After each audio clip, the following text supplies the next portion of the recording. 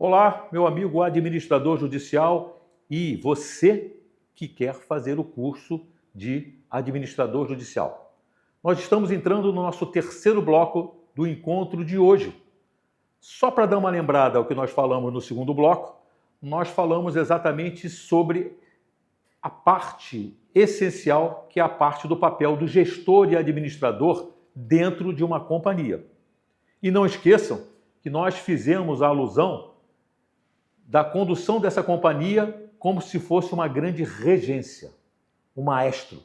E esse maestro de orquestra, nós temos excelentes exemplos, como Isaac Karakchev, aqui no Rio de Janeiro, no Brasil, ele se preocupa exatamente em o passo de cada instrumento e a condução de cada instrumento para criar um resultado mais harmonioso possível.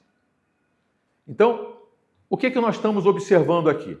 Dentro desse contexto todo, e aí puxando para o papel do administrador, e eu sou administrador, nós trabalhamos com 4 grandes princípios da administração. O primeiro deles é a capacidade de planejar. Ora, se eu não consigo planejar, como eu vou fazer? O segundo ponto é a capacidade de organizar. Se eu não consigo organizar, como eu faço? Ora, eu planejo e organizo, mas eu preciso dirigir. E direção de uma companhia apresenta sempre algumas particularidades. E, essencialmente, eu preciso controlar. Controlar, eu tenho que ter indicadores, eu tenho que ter itens de controles para saber exatamente se a minha companhia está no rumo certo ou se está no rumo errado. Ora, diante disso tudo, eu, como um grande profissional de gestão e administração, eu preciso liderar. Eu tenho que ter a capacidade de lidar com pessoas. Eu gosto sempre de citar em nossos encontros o Nelson Mandela, que fez um trabalho espetacular na África do Sul. Então, vale a pena, se vocês tiverem oportunidade, assistam o filme Invictus, do Clint Eastwood, que trata exatamente desse trabalho do Mandela. E você vai perceber como o papel da liderança dele foi fundamental, como a capacidade dele de negociação fundamental, como ele tinha uma visão sistêmica do país dentro de um contexto do mundo, porque nós atuamos e vivemos dentro de um mundo global.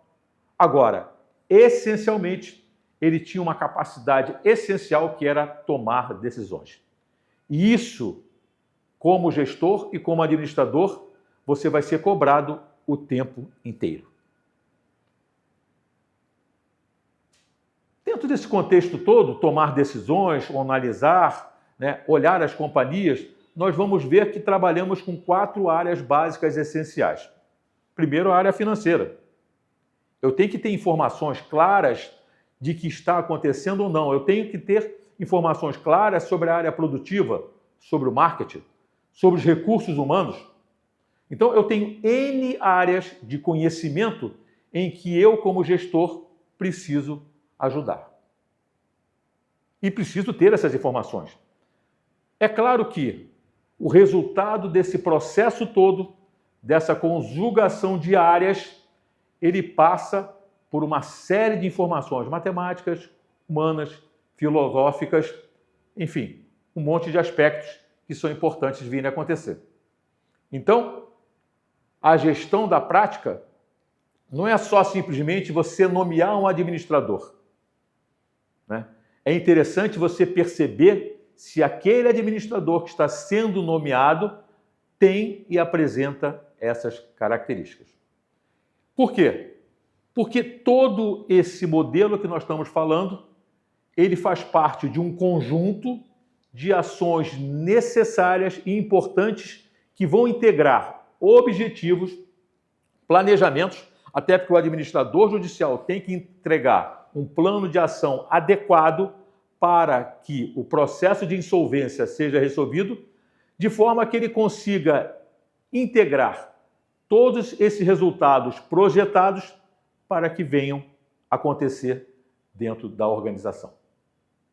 Então, ter esse profissional com uma gestão qualificada, sistêmica que abranja isso tudo é fundamental e extremamente importante. Então, sem uma gestão eficiente, sem uma gestão adequada, as chances da companhia ter um processo de dificuldade financeira e administrativa é muito grande. Por isso que esses erros que nós apontamos aqui agora, eles precisam ser ajeitados, né? E que essas anomalias sejam tratadas para que eles não se repitam. Porque eu já vi isso acontecer. Muitas vezes, com minha atividade de executivo numa companhia ou de consultor, né, quando nós fazíamos um processo de reestruturação e às vezes entregávamos a companhia solucionada para aquela condução de volta ao berço original, muitas vezes ela vinha a acontecer os mesmos erros que elas aconteciam no passado. Então, se isso acontece, tudo aquilo que você fez ficou estagnado. E se perde a perspectiva efetiva sobre a atividade de que vem a acontecer. Olha que coisa interessante que é importante ser observada. E aí nós paramos para pensar, será que existe um perfil ideal de um gestor? Nós estamos falando exatamente sobre esse contexto todo, né? Então, será que tem características específicas? Será que eu formo um gestor? Será que eu contrato um gestor? Será que eu tenho que fazer alguma mudança dentro do meu contexto organizacional? Se a gente parar para pensar, você vai ver que, muitas vezes, elaborar, executar estratégias de gestão não é uma tarefa fácil. Caramba, né? Poxa, é tão difícil assim? Por quê? Porque para você ser um administrador é necessário que você tenha experiência.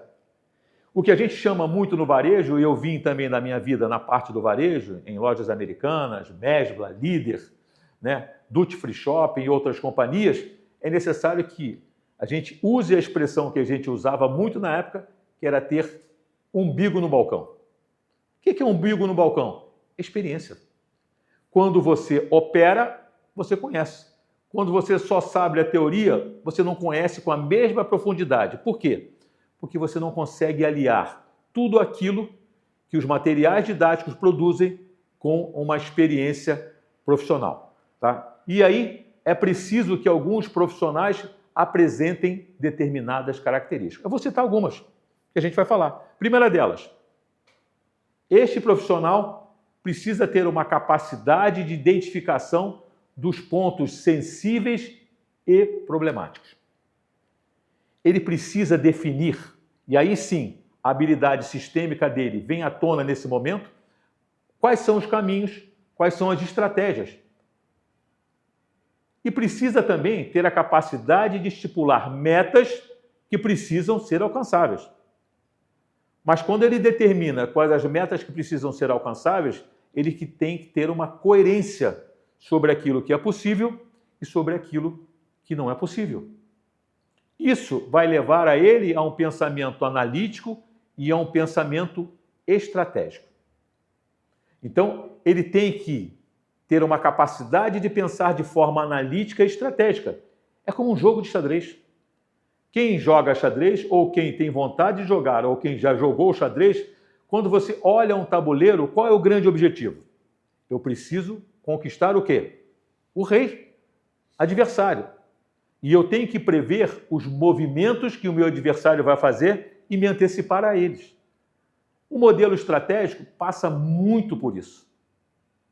Então, quando eu tenho essa visão sistêmica, essa visão analítica, estratégica, eu vou estar sendo corroborado pelos meus indicadores e possuir uma determinada habilidade de liderança.